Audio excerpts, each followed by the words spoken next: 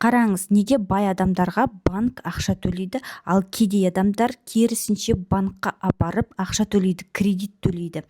Бір адамның басында бірнеше кредит, табатын табысы 200 мың теңге болса, 150 мың теңгесін кредитке апарып береді.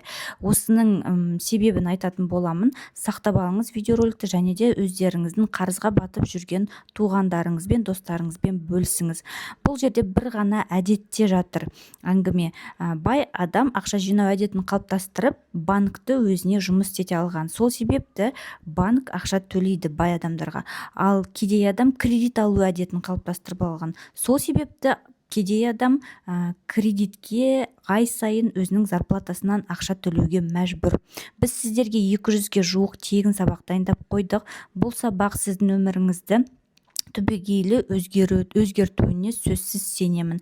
Профильдағы сілтемеге басыңыз, немесе комментарийға плюсик қойыңыз. Кез келген жастағы адам қатыса алады.